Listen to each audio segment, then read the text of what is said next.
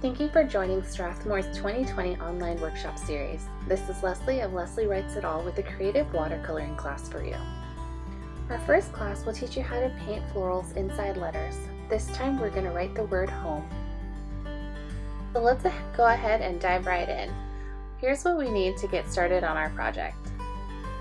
The watercolors I'll be using is the Daler-Rowney Aquafine watercolor set of 24 different colors. We'll be using a Princeton Velvet Touch round tip watercolor brush in size 4. We'll also be using a pencil in order to sketch the outline of our lettering. Lastly, we'll be using a Strathmore watercolor block in the 400 series in order to paint our piece. So before we dive into the painting, let's learn how to paint the basic leaf shapes first. What I do is I use a Strathmore watercolor pad that I have, and I just use the back side of it as scratch paper for practice. So go ahead and grab any scratch watercolor paper that you have, and let's practice painting out some of the basic leaf shapes before we do it on the final piece. All these leaves have a really basic structure, and when they come together they create something a little bit more intricate than what you see. So these are very simple shapes. The first leaf you see just has some pointed leaves. We're going to leave the center blank, and that's going to insinuate the center of the leaf to give it a little more dimension than if we filled it completely in. So what you want to do is paint out the main stem first, and then we're just going to have tiny leaves shoot off of that. The beauty of these types of leaves is that you have a lot of room for creativity. Since we're going to be filling in a shape, you want to make sure that you're flexible with how many leaves you want to add, which direction they need to be facing. So the nice thing about using a round tip brush is that you can create flatter, thicker areas of paint as well as creating the really thin stems. So see how I'm pressing down to create a fuller leaf, but I'm using very light pressure when I want to just create a tiny little stem that comes off of it.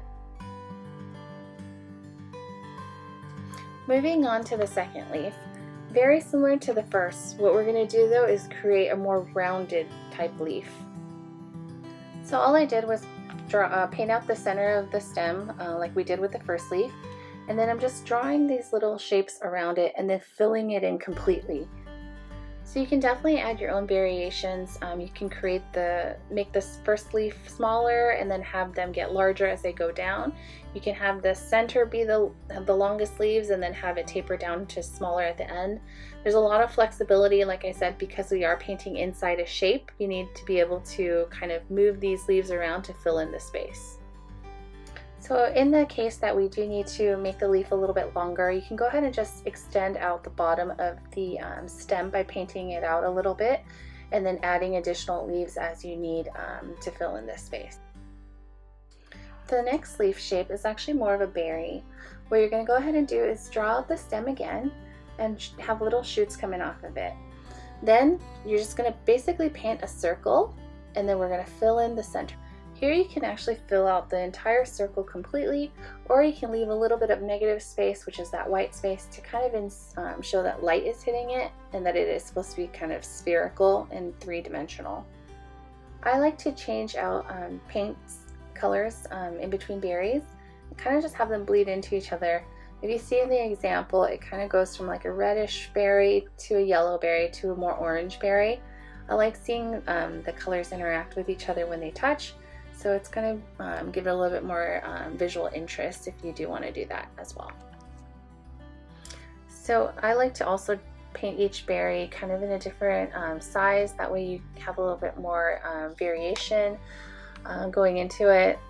Some of the berries, like I said, I do close in completely, so not all of them have the negative space inside as well. There's just a lot of different ways that you can play with this, so make sure that you have fun with it. Painting circles is actually super therapeutic, and watching colors bleed together while painting circles is one of my favorite things to do to relax while painting. So like I said, these are all very basic shapes. This next leaf, leaf 4, is actually a combination of probably the first leaf that we did and the second leaf. It's going to have that rounded shape like that second leaf, but we're going to leave a little bit of a negative space in it just to make it look a little more interesting. So go ahead and paint the shape, the outline of it, and then fill it in, but not completely. I like to leave just the ends of it kind of open, so it kind of gives it a little bit more dimension. And you'll notice this one is a little bit different in that its composition, the leaves are not exactly across from each other like they were in leaf structure 1 and 2. They're kind of just a little bit more random, just shooting off the main stem wherever you need it to go. So again, this will give us tons of flexibility. You'll see later when we need to fill in the shapes of the letter.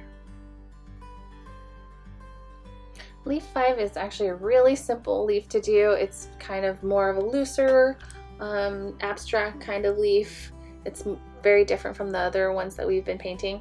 Basically, you're going to just draw the main stem and then just create these little rounded shapes that come right off the center. So some of it you're going to leave open, and then some of them you're going to fill in. It's a very loose style, so you're just going to make these tiny little loops around the stem. You'll notice that this leaf shape is narrower than the other ones, so it'll be good for fitting in tighter spaces once we start filling in the letters. Now for our 6th and final leaf. This one's actually a really cute, whimsical design. It just basically has little tiny heart shapes that come off of it as the leaf. So you're going to create like a really branched out stem. And then just at the ends of them, you're going to paint in tiny little hearts. You can go ahead and switch up the colors. It's just really easy. Paint the heart shape and then fill it on in. And for this leaf shape and all the other leaf shapes, there's no real right or wrong way to do it. Like I said, we're going to need to fill in the space, so you change the shape of these leaf structures as you need to. These are just kind of examples so that you have something to refer to. So it is good that we did this example ahead of time, so when you're actually working on the final piece, you can see maybe which leaf might look better in the composition of the whole piece. So I always do recommend that you sketch out or paint out ahead of time. Now that we've got our practice painting in, let's get down to the final piece. I printed out the word home. You can actually use any word that you'd like. This technique will apply to anything you want. Just work on the composition of your letters, and once you're happy with it, go ahead and print it out. You're going to flip the lettering over and use your pencil, the flat side, to kind of scribble all over it. What we're doing is kind of creating our own carbon paper. You're going to see it's going to help us trace the image onto our watercolor paper. Make sure that you get plenty of lead all over the letters. You want to make sure that you cover all the space where you see the lettering is. That way we can easily transfer it to the watercolor paper once we start tracing it. So the nice thing about this technique is that you don't need any fancy tools like a light box or anything. You just need a pencil, and you can honestly choose any word or any lettering style that you'd like as well. And once we're happy with the amount of lead that we have on the other side, just flip it on over. And what I forgot to do is you should tape this down. That prevents the top sheet from moving around too much. But I got too excited and jumped right into it. You're just going to use the sharp edge of your pencil now to trace the outline of that lettering. So right where the ink of your printer is, you're going to trace around it.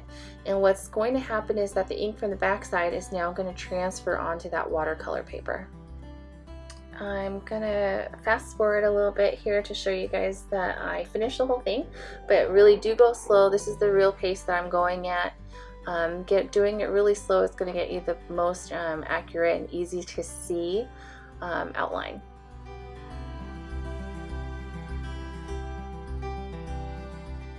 So once you're done tracing, go ahead and remove that sheet. We won't be using it any longer. So you can see this really faint outline, which is going to help guide you in your painting. So I told you that this practice sheet was going to come in handy. I keep it right next to me to help me kind of determine which shape leaf would go where. It helps me with the composition, so keep that close around. As for the color scheme, I am going to paint in the warm tones from the yellow down to the red. It's going to be a very appropriate for fall color scheme, so you can feel free to paint in whatever color scheme you feel like. It's easiest for me to determine ahead of time, just so I can kind of plan ahead what colors I'll be using. So when you're using watercolors, you want to always try to dilute it with water and then mix it on the pan or a palette. You don't really want to use the paint directly from the little paint pan because the concentration of that paint color is going to be really, really dense. So yeah, to go ahead and mix them in. That's what that side panel there is for. It's for you to mix your paints. And now we're just going to start kind of placing leaf shapes where we think are most appropriate. I tend to try to paint larger areas first with larger leaves and then fill in with smaller leaves to areas that need more coverage. So there's no real sequence in which I paint this. I kind of, like I said, choose larger areas. So the section of the E is one of the thicker places, so I do start there. But you'll see that I do hop around a lot. It's just sometimes I want to use that color yellow in other places, or I want to paint that same leaf shape. I just kind of bounce around randomly, so there's no rhyme or reason. If you're wondering how I'm choosing to do this, like I said, personally, I tend to try to paint larger areas first. It's easier to do that and cover bigger areas and then fill in with different shapes later that need more paint. And this class is called Creative Watercoloring for a reason. It's meant to be fun and relaxing for you. So just really have fun with it. There's no right or wrong way to paint this. You just want to find that the leaves that you choose will fit in the basically in the outline of the letters. So it's kind of like advanced coloring or advanced coloring book for painting instead. And it would be great if I could just paint in like one static position so that everyone can see the time lapse, but it doesn't work like that. I am right-handed, but I need to rotate the paper a lot in order to get the right angle that I need. So go ahead and feel free to move the paper around, adjust as you find most comfortable. You'll notice that I am painting the same shape leaf over. I think it's just a distribution to make sure that all the letters get kind of an equal representation of all the leaves. So that's also one of the ways my thought process works in painting this outline.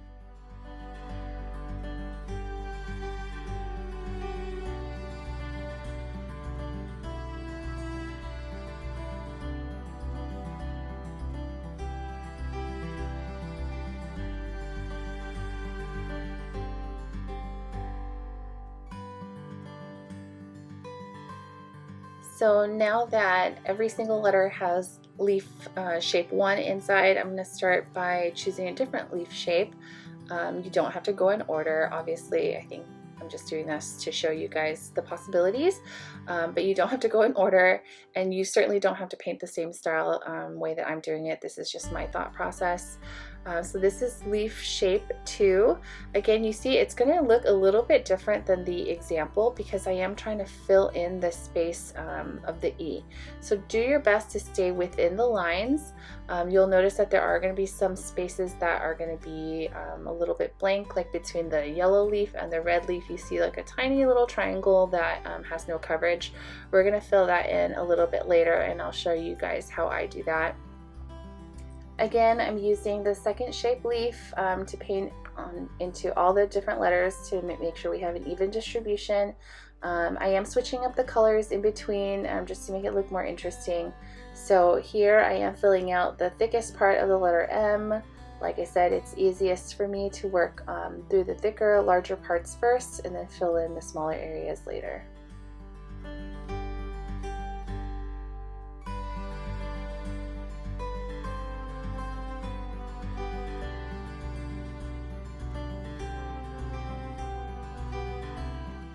And remember what I said about leaf shape 5 coming in handy for maybe some of the smaller areas of the letter. So here you'll notice that the M does get considerably thinner, and so this leaf shape actually works really well to fit into kind of tighter spaces. So it's a little bit more of a delicate looking leaf. I did make the leaves a little bit smaller than the example in order to fit inside the outline.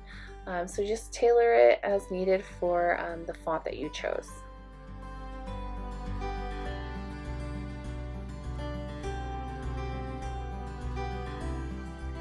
So now I'm just using that leaf shape 5 again to fill in areas that have really thin spaces to fill out. So this little cross on the H, there's going to be smaller parts on the E and the M also that probably will benefit from using this smaller leaf shape.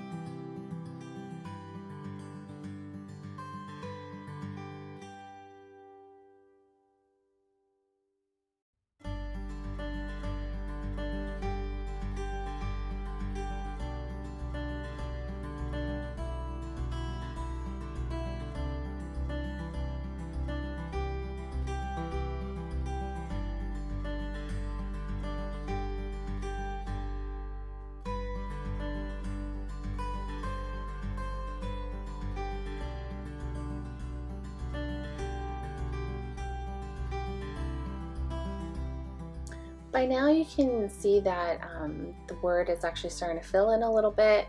There's going to be areas, like I said, where you're not going to get full coverage. So you'll see that I added like a single berry right there.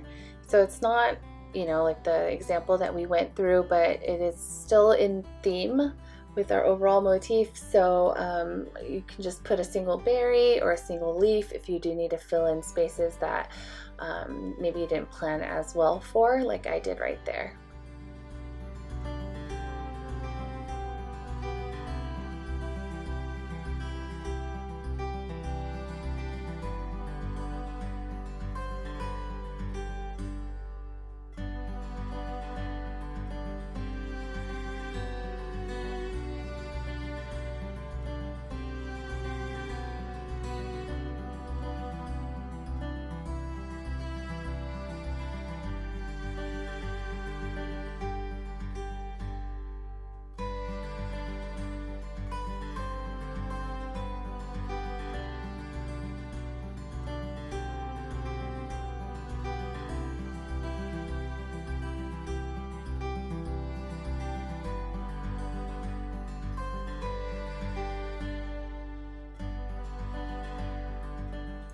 And aside from filling in with berries, like I said, there's going to be areas where you're just not going to be able to fit a leaf in there. What I do is I put these tiny little dots like you see on the very end of the H, just to fill in some of the corners that might be kind of harder to reach or harder to paint in. So we're going to speed this up. It's a slow process, it's a little tedious. You're just going to keep building on each letter, painting in the areas that you haven't covered yet. So over time you'll see that the letters start to fill in. Like the M is pretty much done. We're just finishing up the other letters now. You want to just use a variety of the leaves. That's why we have 6 different types. It just adds visual interest, and then just fill in the rest that you can't reach with either a single berry or a tiny dot. But it just takes time, and you're just going to continue to build on it.